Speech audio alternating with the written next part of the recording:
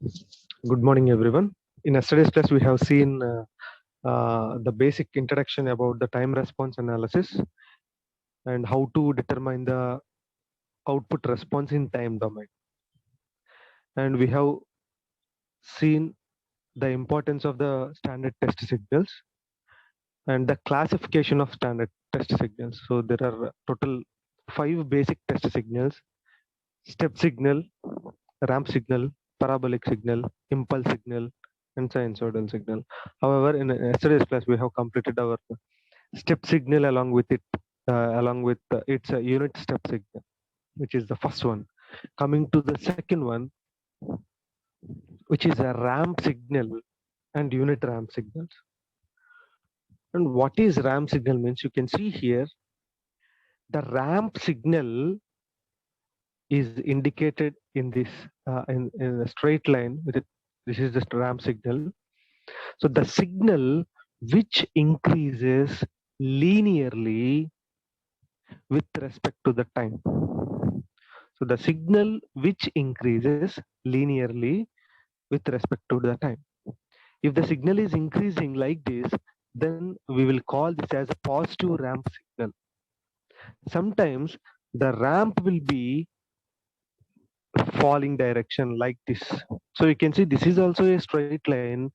It will also changing linearly with respect to the time only, but you can see this is a decaying line. That means the slope of this line is negative. This is a negative ramp signal. If the slope is negative, we will call that signal as a negative ramp signal. This black line is having positive slope. That means this is positive ramp signal. So ramp signal is a signal which varies linearly with respect to time. And you can see the equation of R of t. So R of t is the input. So A into t, where this A is nothing but the slope. The slope of this ramp when t is greater than or equal to 0. That means from this point, the ramp signal is started. So when t greater than or equal to 0, then the ramp signal will give the value as a into t, where a is the slope, t is the t represents the time dependent function. And if the time is less than 0, that means when this side, when the signal is on this side, we have seen there is no signal on this side. That means the input is 0. When the time t greater than or equal to 0, we will get the positive ramp signal, and which is a into t. The t less than 0, then there is no signal here. That means r of t value is 0. And the, for unit ramp signal, this slope becomes 1. That means when the slope of the ramp signal or a is equal to 1, then it will become unit ramp signal. That means when a equal to 1, then 1 into t will be t only. So r of t is equal to t for unit ramp.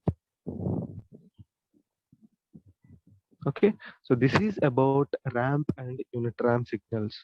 So we can determine those signals in time domain as like this. Next, coming to our parabolic, which is the third signal, the parabolic and unit parabolic signals. Parabolic signal, we know the parabolic equation in the mathematics. Of course, we have seen the ramp signal and step signals also in the mathematics.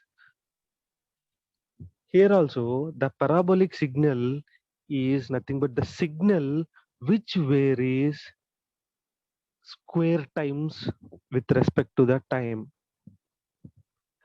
So the parabolic signal can be represented as with this equation. When you can see here, When the time is greater than or equal to 0, we are getting this signal. That means when time t greater than or equal to 0, we will write the parabolic equation, which is at square by 2, where a is the slope of this curve, slope of this parabolic curve. A is the slope of this parabolic curve. When the time is less than 0, there is no signal here. When the time is less than 0, that means the output of that signal is a 0. So there is no signal when the time t less than 0. That's why simply keep 0 here. So r of t is the parabolic representation here, which is the square times of t. So r of t is a into t square by 2. This is for parabolic signal. And for unit parabolic signal, simply keep a value as 1. Keep a value, which is the slope of the parabolic curve. So keep a value as 1, then we will get r of t for the unit parabolic signal as r of t is equal to a into t square. Generally, a means 1 here, so 1 into t square is t square. So t square by 2 will be the unit parabolic signal time function. And coming to the next one, which is the fourth test signal, impulse signal. So generally, uh, this is how, this is the ideal case of representation of an impulse signal, because the impulse signal is an instantaneous signal which is having a very large magnitude. That means this magnitude is up to infinity, you can see here, but the time duration is almost 0. At the same instant of time, this signal goes from 0 to infinity. At the same instant of time, if the signal goes from 0 to infinity, then the type of signal is called as parabolic signal, sorry, impulse signal. So the impulse signal ideally represented as like this. However, in practical case, we cannot estimate the value or the area covered by this signal. So for that purpose, in the practical cases, generally a little amount of area with a magnitude of A is considered, so that the total area of this impulse signal is very, very small, and which is equal to A. But in the ideal case, at very, very short time, that means at time equal to 0, we are getting infinity magnitude. So impulse is like that. So if we represent the same in the equation format, you can see here delta of t is the impulse representation, which is equal to r of t. So delta means impulse representation. So delta of t is infinity at time t equal to 0. You can see here at time t equal to 0, it goes to infinity. If time is not equal to 0, that means maybe it may be less than or less than 0, it may be greater than 0, we are not having any signal. So that's why delta of t is 0 here. When the time is not equal to 0, then we are getting delta of t as 0. However, this is theoretically, but when we consider practically, it'll take a small amount of area, very, very small amount of area, which is almost negligible, and that area is represented by A. So this is about the impulse signal.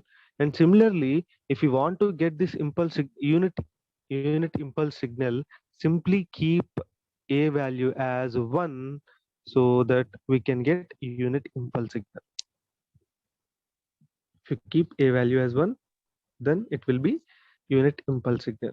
This impulse signal and impulse response, this concept is exist according to our syllabus in the unit number 1.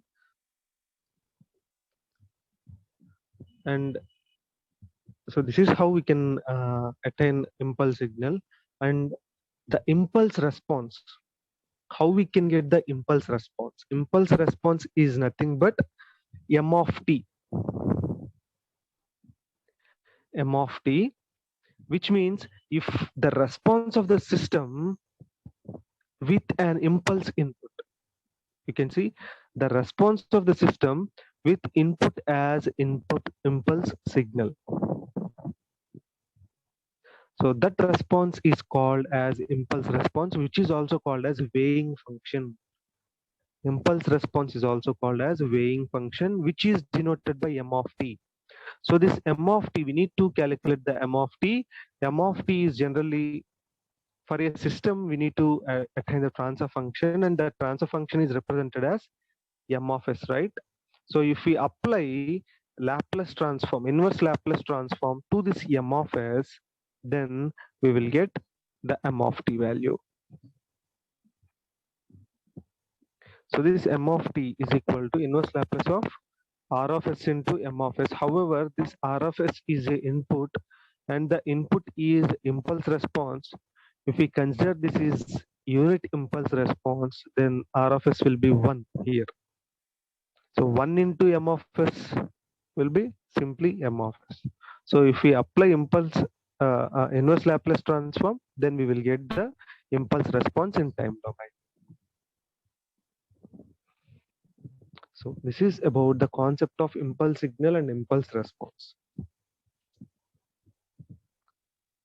And we know the last signal, we know about the sinusoidal, how the shape of the sinusoidal shape of the sinusoidal waveform will be, and how the equation will be, which is v of t is equal to vm sine omega t, like that we can represent. And we are very familiar with the sinusoidal signal. And you can see all these signals are represented in time domain here, but we need to know them in the Laplace also, because we are we need to convert Laplace to time, time to Laplace. It depends upon our problem requirement. We need to convert Laplace to time and time to Laplace also. So for that purpose, we need to see the Laplace responses of those particular systems also. You can see this is the table that is indicated as for that is given for different step signals, so different standard test signals, their time response equations, and their Laplace transform equations. You can see a step signal having a input a. If the magnitude is a, if we apply Laplace transform to a constant, a is a constant value. If we apply Laplace transform to a constant value, then we will get a by s according to the Laplace principles. And similarly, if it is a unit step, that means if a is 1, then we will get 1 by s as the Laplace equation or the Laplace signal, because we need to know r of t function as well as r of s function also. And similarly for ramp signal, it is we know the ramp signal is a into t square, or a into t. So if we apply ramp signal to time dependent function, then we will get t square by, sorry, a by s square. In the place of t, we will get 1 by s square. If a is 1, then 1 by s square. So for that is for unit ramp. Similarly, for parabolic, it is a into t square by 2. If we apply Laplace transform to the parabolic shape, parabolic signal, then we will get a by s cube. So if it is unit parabolic, then substitute a as 1, then we will get 1 by s cube. And similarly, with the case of impulse, Excuse me. So in the case of impulse, in the time domain, we will represent a small area, and that signal is represented as a delta of t. And if we apply Laplace transform to that small area, which is the impulse signal, then it will be unity. So if we apply Laplace transform to a impulse signal, we will get Laplace value as 1. So these are the basic representations of test signals in time domain and in Laplace domain. These are very much important while solving the problem.